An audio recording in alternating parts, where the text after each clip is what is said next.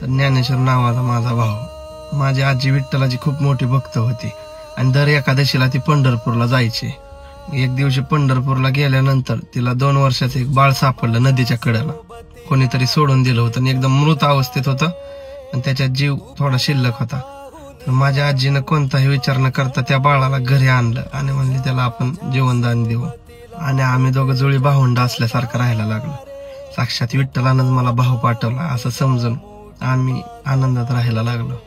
माझ्या बर्थडे जर असेल तर आमच्या दोघाला सेम कपडे, दोघांचं एक दिवशीच वाढदिवस, शाळेत एकाच वर्गात एकाच बेंचवर आम्ही.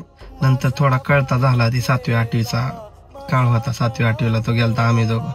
तिथून थोडा त्याला वाईट नाद लागला, वाईट संगत लागली, थोडे भांडणं हे करायला लागला आणि चोऱ्या ही करायला लागला तो. आणि ते केल्यानंतर मग आजीनं त्याला बोर्डिंगला टाकलं की बाबा सुधरेल तिथं म्हणून. बोर्डिंगला टाकल्यानंतर त्याने तिथून सरांसोबत भांडणं थोडं मारून सरांना तिथून पळ काढला त्या वयात.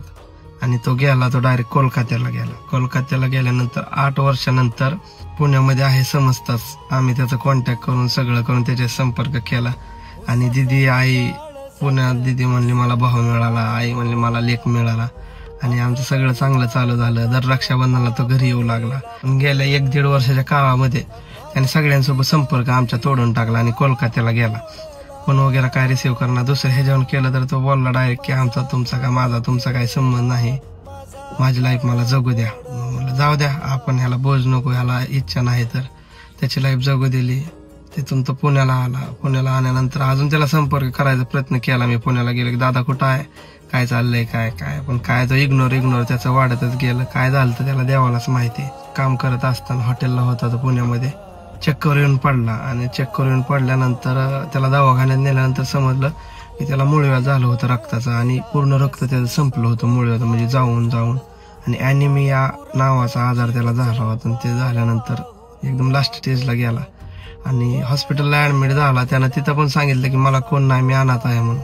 म्हणजे भावानं माझ्या एवढं सांभाळून एवढं हे करून शेवटी त्यानं आम्हाला पोरकच समजलं. आम्ही हॉस्पिटलला गेलो, डॉक्टरांना भेटलो, त्याचा योग्य तो इलाज केला. वेळ हाताबाहेर निघून गेलेली होते. भावाला भेटलो आणि काल माझा भाऊ मला सोडून गेला. माझा भाऊ गेला, माझा काना मोडला. त्यानं जरी मला आपलं मानलं नव्हतं पण मी मनापासून त्याला आपलं मानत होतो.